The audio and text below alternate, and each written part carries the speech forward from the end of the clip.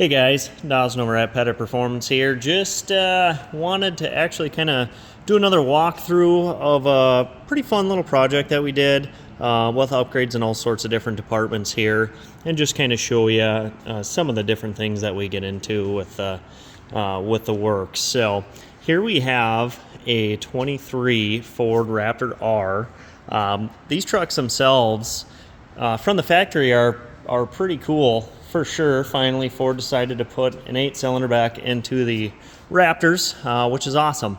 And you know, the 21 up Raptors right out of the gate are actually a pretty good setup for, you know, being halfway off-road capable. But there are some things that can be improved upon, especially if you're going to get a little bit more aggressive off-road, and then also some cool accessories to think about and just make the truck a bit more usable for a truck and also for some adventures. So first, I'll start off with the front suspension. Now, these Raptors, like I said, are pretty impressive right from the factory with their wider suspension setup, running Fox 3-inch live valves, which are pretty impressive right out of the gate from the factory. But there's a couple things to note on the front suspension. This really goes for any independent suspension vehicle when you have a lot of different joints up front and trying to keep everything happy while off-roading. You can maybe notice here, the first thing that we did is an FMI limiting strap kit, and this is a weld-on kit, so we do have her burned in pretty good and using nothing but the best Steel-It paint, which is a stainless steel flake infused paint. It is weldable, which is nice for future accessories, but nonetheless, the limiting strap kit itself is really nice to have off-roading if you ever plan on doing more high-speed, you know, whoop running, or if you plan to jump the truck at all, you know, which sounds kind of radical, but, you know, you get out west, down south, there are some parks that are pretty sweet where they have jumps designed for trucks, and, you know, they can actually handle pretty well. But one thing that's always kind of been a problem on independent front suspension vehicles is the articulation angle, or the angle you're putting all these joints at, you know, when the suspension becomes unloaded, especially because your driveline's still moving. So this limiting strap kit, as you can see here, is really nice to basically stop the suspension from bottoming out all the way on full droop. And that helps a number of things, like the ball joint angles. As you can see, they're still within an operating angle, upper and obviously lower. Ford does at least have a decent pitch on their lower control arm for that joint, but especially the upper, your tie rod itself, they're all within a decent operating angle, along with the CV shaft, the half shaft, drive shaft up front here, the CV axles, they're still at a decent angle. Now when they're at full droop, you really start to bind these components and, you know, make them fragile. They're only meant to run at certain angles, and, you know, at full droop, it just makes things a bit more fragile. So this will help keep everything in the operating angle area a bit better, along with the shock absorbers. So one thing that's kind of an issue on some of these trucks is basically what's stopping this suspension from full droop from the factory is the shock absorber itself, you know, basically bottoming out at full extension. And that's really hard on the shock, and you'll blow them apart if you know, have repetitive full extension, you know, actions. So this limiting strap will keep it and catch it before that shock can hit full extension, which is really nice. Now, also being said, we did add, as you can see, some SDI top hats to this strut assembly, this 3-inch assembly here. SDI has a pretty good product. You know, I really like them for the Raptor setups. Being that this comes from the factory with 3-inch live valves, there's not a whole lot of great shock upgrades for these without going over the top radical, which, you know, in my opinion, unless you're full-blown off-road use, it's just not worth it. But the top hats are nice because they are billet, they are made in America, they have a way better bushing design for the upper portion of that shock absorber mount, and it can just take abuse a lot better. I actually have the factory top hat we pulled off here, which you can see is just a really kind of thin, chintzy, like casted aluminum top hat, and they work just fine for over-the-road use, don't get me wrong, but once you start pounding whoops and wanting to jump the truck and just asking more out of the truck in general, you're going to run into problems with these. I've seen these crack, blow apart, the whole nine, and you just don't want to deal with any of that if you plan to off-road. So it's just a good go, and along with being, you know, more reliable. It also provides basically a kind of like a leveling kit in a way to the front suspension, so that really helps out a lot there. And that pretty much wraps up the front suspension anyways. So a couple other things that we did add. We come to the rear suspension here. Now again, like I said, the 21 and up Raptors are pretty stout from the factory, running a 5-link suspension, kind of like a trailing arm design, you know, with the control arms and then also the panhard bar. It's just way more of an off-road setup for sure.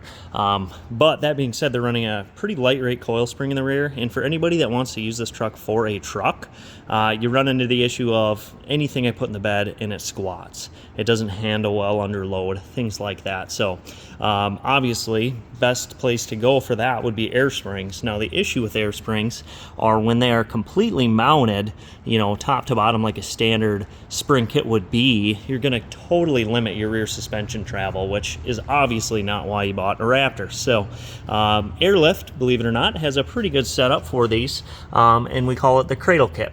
So the airbag itself is mounted up onto the frame rail there, and when this axle is at full extension like it is now, it can lift off of the cradle so you don't lose that travel. And when this axle comes back up, that cradle will catch the bag and keep it, you know, perfectly centered. And that way when you're just driving down the road, they'll work just as a normal airbag, but if you want to get off-road, you're not going to limit your capabilities or lose the ride quality of this. So that airbag kit works pretty nice. Along with that air spring kit, we did an onboard air setup along with an onboard air tank and a quick coupler for accessory air.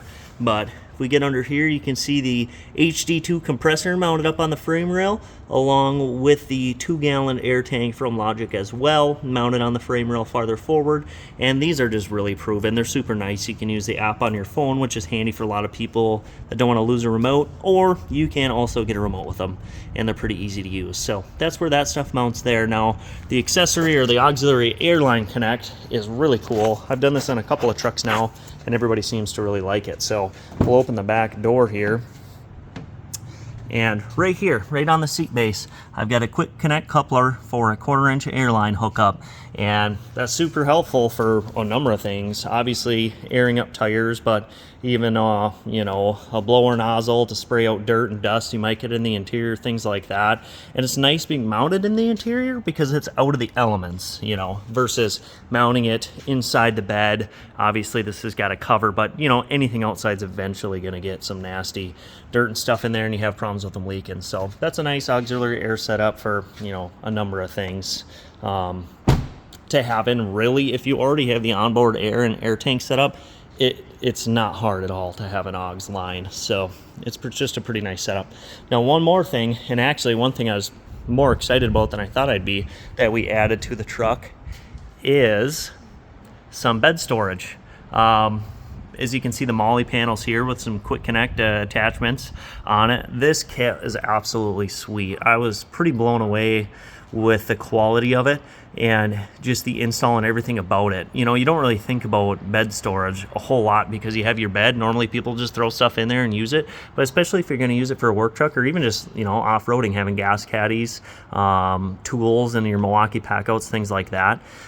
This makes organization huge. So this is Built Right Industries kit here for the bed for the Molly panels. It mounts to already factory existing holes, and it does come with new hardware, but also can retain factory hardware.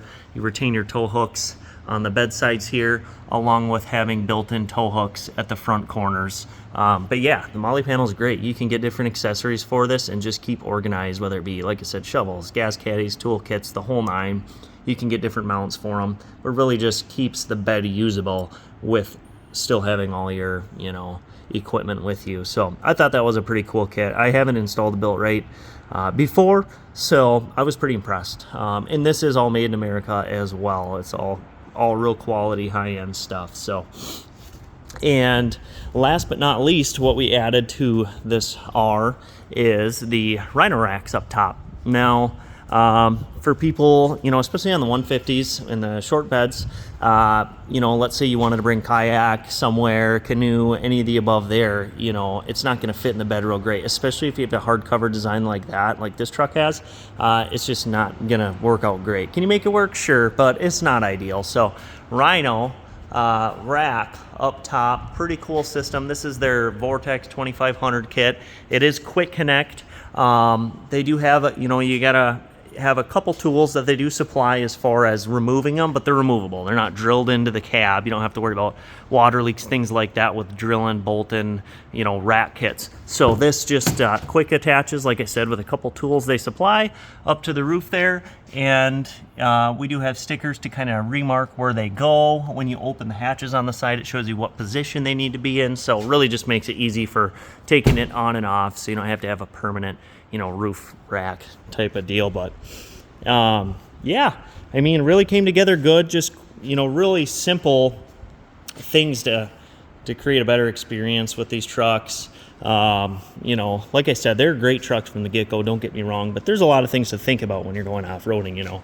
The last thing somebody wants to happen when they're out trying to have fun on vacation is breaking components because you just weren't aware that it wasn't capable of it. So, and then like I said, the accessories are real nice too. So like I said, we get into this stuff quite often.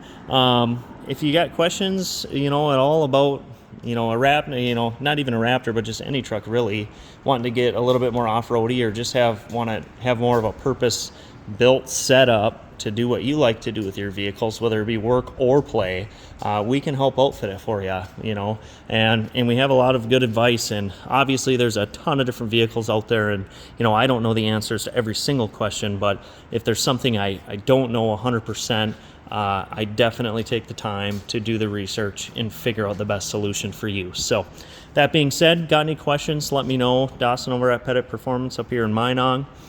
Give us a shout. Thank you.